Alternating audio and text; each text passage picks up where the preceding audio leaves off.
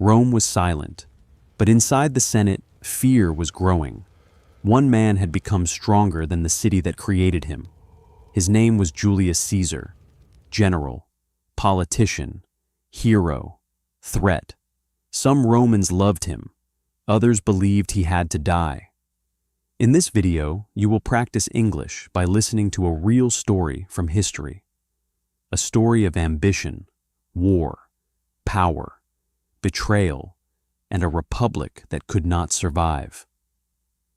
Before Caesar became powerful, Rome was already in trouble.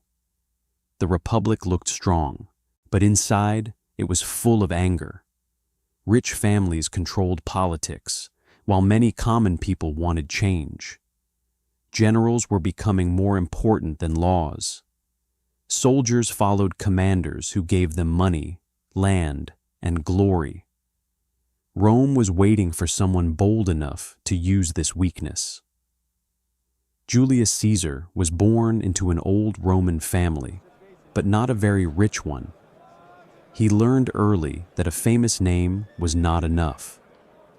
In Rome, power belonged to those who could speak, fight, and survive.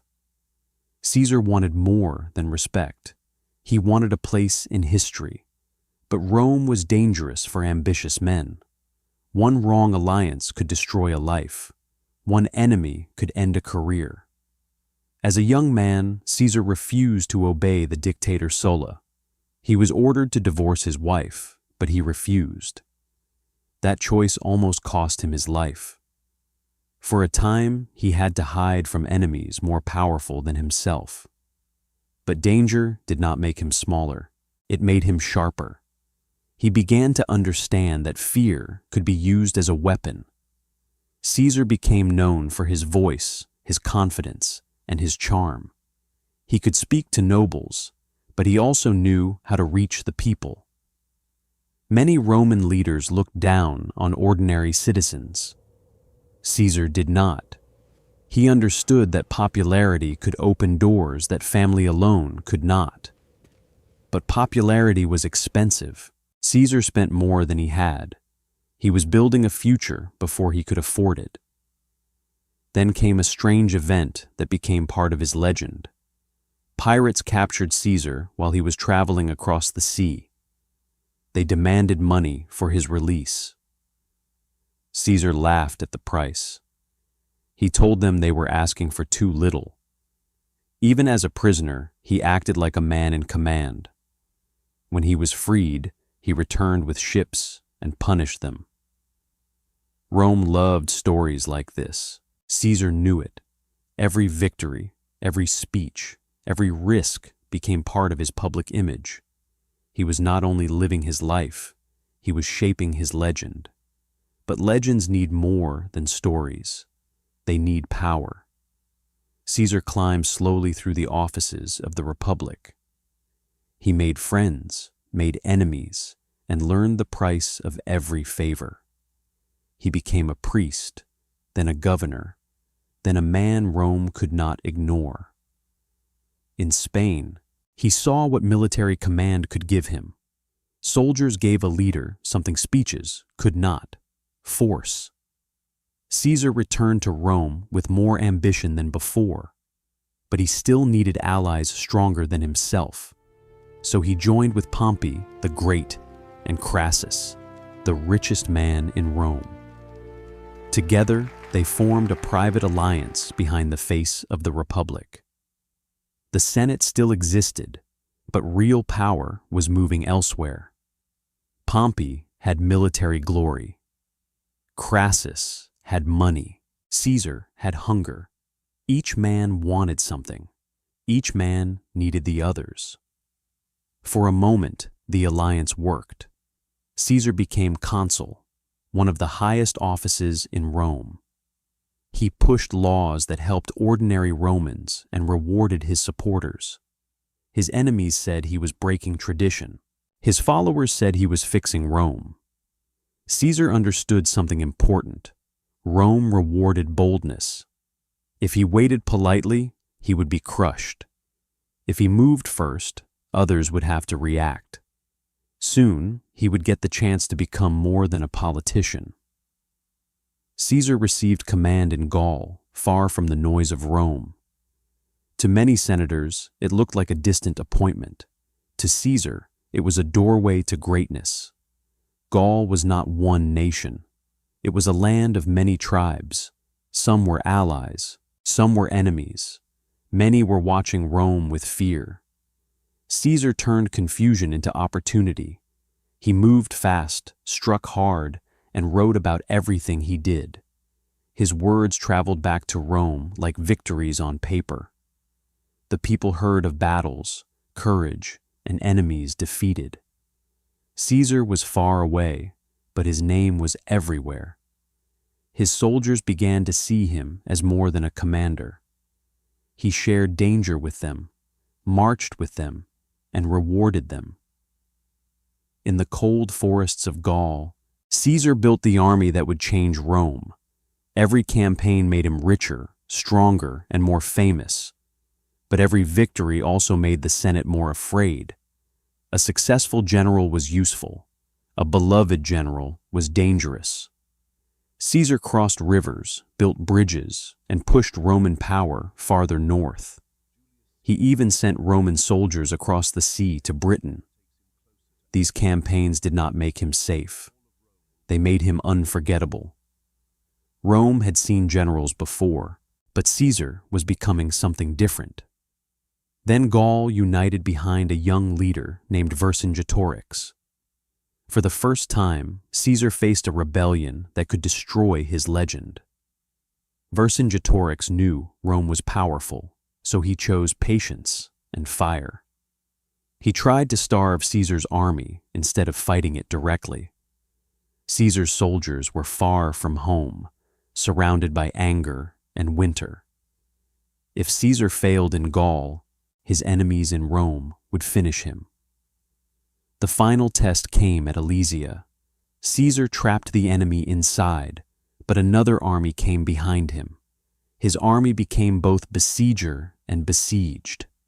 It was a battle of walls, hunger, courage, and time. Caesar held firm. His soldiers followed. Alesia fell. Gaul was broken, and Caesar's fame became impossible to ignore. In Rome, people celebrated him as a hero. In the Senate, many whispered a different word: threat.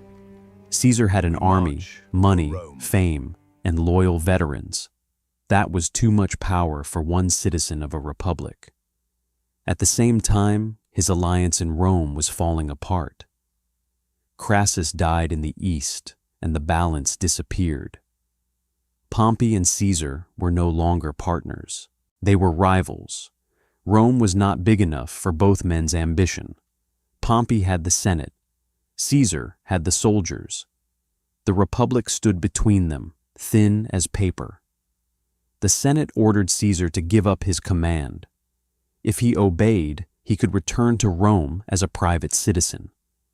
But a private citizen could be arrested, ruined, or forgotten.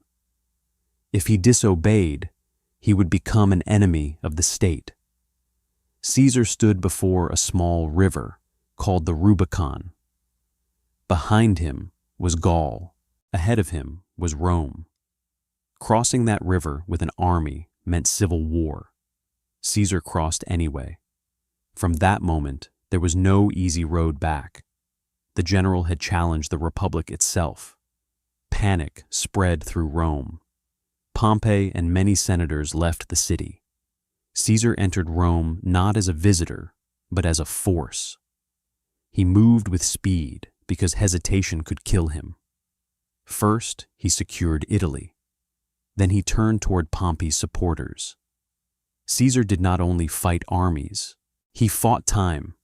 Every delay gave Pompey a chance to grow stronger.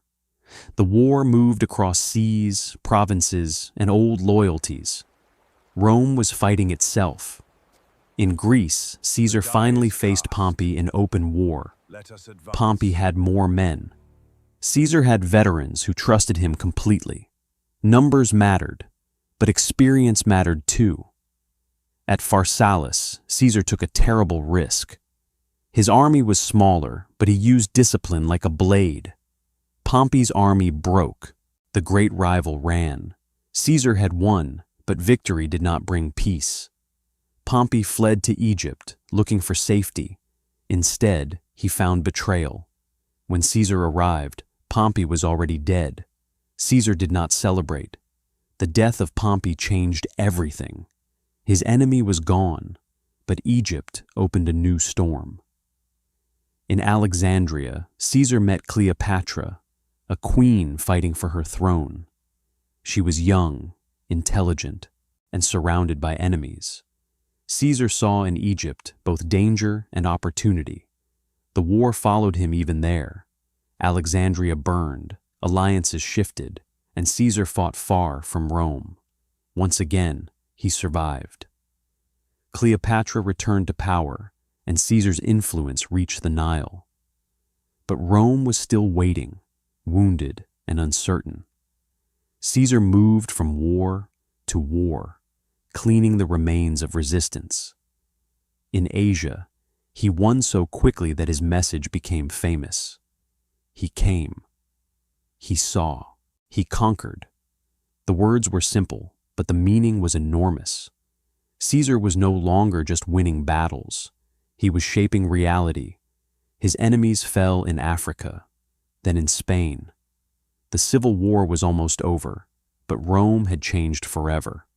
Caesar returned not as one leader among many, but as the center of power. Crowds cheered. Veterans followed. Senators watched in silence. The Republic still had its old names, but not its old strength. Caesar became dictator, then dictator for life. To his supporters, this meant order after years of chaos. To his enemies, it looked like the birth of a king. Rome hated the word king.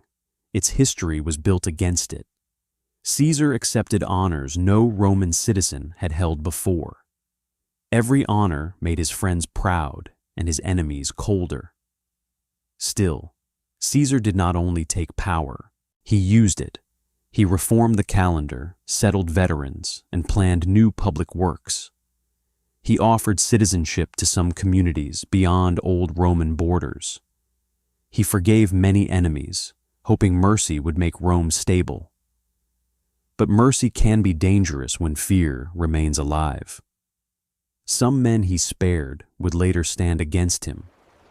Among them was Brutus, a man linked to Caesar by trust and history.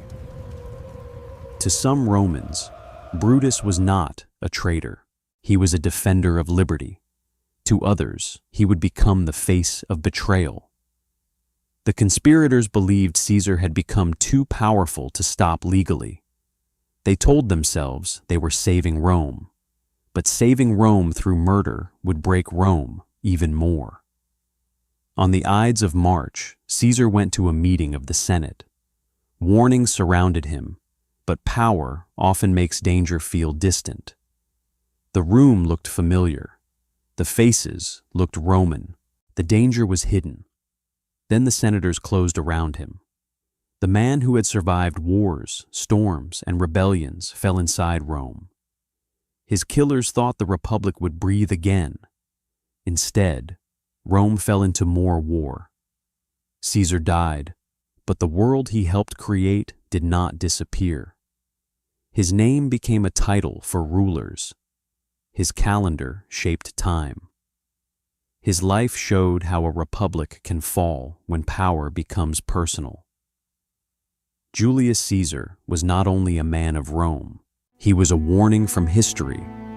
A general became too powerful, and Rome was never the same again.